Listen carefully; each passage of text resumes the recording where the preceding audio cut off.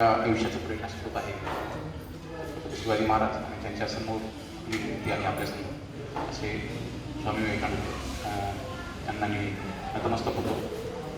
या ठिकाणी या कार्यक्रमासाठी ग्राम संस्थेच्या 17व्या स्थापन दिनानिमित्त प्रमुख पाहुणे म्हणून या ठिकाणी उपस्थित राहिलेले श्री स्वामी आचार्य अशोकानंदजी महाराज जे पूर्वाश्रमीचे आमचे वर्गमित्र आहेत. पतंजली हरिद्वार या ठिकाणाहून त्यांनी हे आचार्यपद मिळवलेलं आहे. श्रीकृष्ण वारकरी संस्था नांद्रापाटा या ठिकाणी सध्या ते विद्यार्थ्यांना मुलांना आध्यात्मिक व वारकरी संप्रदायाचं शिक्षण देत आहे.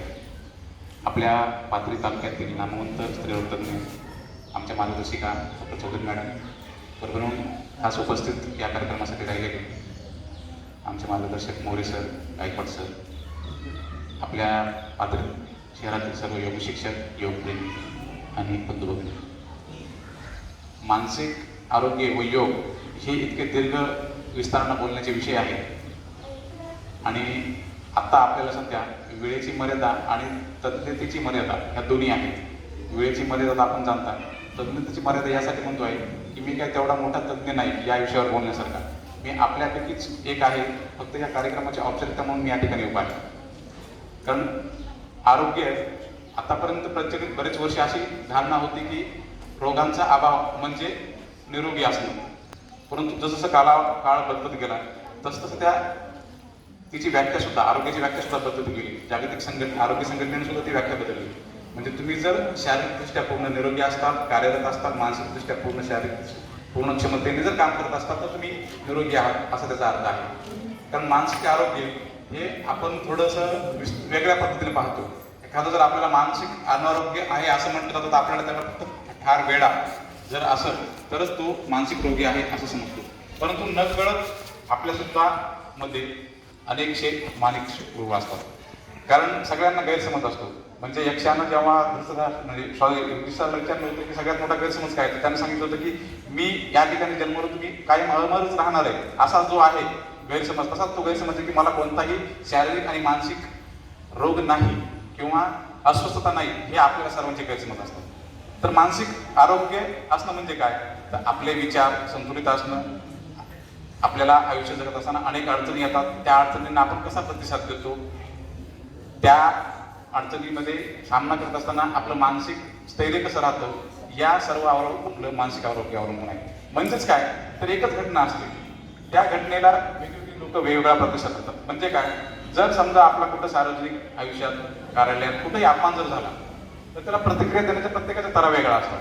कुणी सहज घेईल, कुणी थोडं रागवल, कुणी नाराज म्हणजे निराश होईल, खच्चीकरण होईल, कुणी त्या समोरच्या माणसाला प्रतिक्रिया देईल, रागवल किंवा हात उचलेल. म्हणजे ही एकच प्रतिक्रिया असते, एकच क्रिया असते, पण त्याला प्रतिक्रिया मात्र वेगवेगळ्या असतात. मग ती प्रतिक्रिया तुमचं ठरवते की तुमचं मानसिक आरोग्य कसं आहे. कारण आज सोशल मीडिया इतका प्रचंड प्रमाणात वाढलेला आहे, सगळ्यांच्या आकांक्षा इच्छा इतक्या मोठ्या प्रमाणात वाढलेल्या आहेत आणि त्या जर वेळेत पूर्ण नाही झाल्या किंवा त्याला जर काही कमी पडलं तर निश्चितच माणूस अस्वस्थ होतो, बेचैन होतो आणि मग हीच लक्षणं नैराश्यात येतात.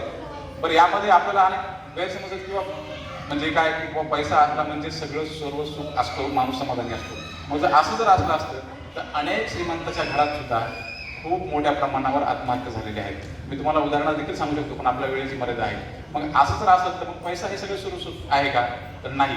तर मनाचं समाधान, मनाची शांती ही एक पैसा यापेक्षा वेगळी गोष्ट आहे आणि त्यासाठीच मग काय लागतं, तर मानसिक आरोग्य आपल्याला व्यवस्थित लागतं. आणि बऱ्याच वेळेस असं वाटतं की जो शारीरिकदृष्ट्या खूप स्ट्रॉंग आहे, म्हणजे त्याला आरोग्य खूप लाभलेलं आहे, असं सुद्धा माणूस मानसिक अस्थैर्य होऊ शकत नाही असा गैरसमज होतो. आपण भगवद्गीता माहिती आहे की आपल्याला भगवद्गीतेचा जन्म कसा झाला, की ज्यावेळेस ऐन युद्धामध्ये अर्जुन हतबल झाला, खच्चीकरण झालं मनाचं, त्यावेळेस श्रीकृष्णाने त्याला भगवद्गीता सांगितली आणि त्यामागचा जो 6वा जो अध्याय आहे तो म्हणजे काय, आत्मसंयम योग. म्हणजे योगाचं जे महत्व आहे ते शारीरिक दृष्ट्यापासून तर मनाच्या दृष्टीपर्यंत, मनाच्या स्ट्रॉंगनेसपर्यंत हेपर्यंत आहे.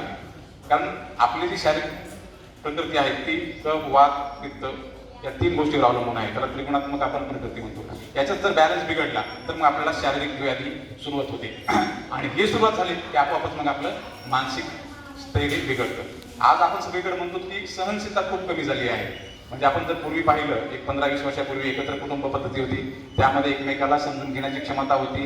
कोणी म्हणजे काही कमी जरी पडलं तरी कोणी कोणाला रागवत नव्हतं, कोणी कोणावर राग व्यक्त करत नव्हतं. तर आता विभक्त पद्धती वाढत आहे. याचं कारण काय?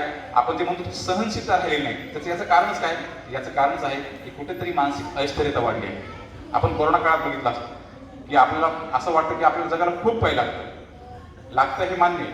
परंतु कोरोना काळात जर बघितलं आपण तर 5-5, 10-10 हजाराच्या साड्या, 10-10 हजाराचे कोट सुद्धा 1.5 वर्ष घराच्या बाहेर निघालेले आहेत. हे तर वास्तव आहे.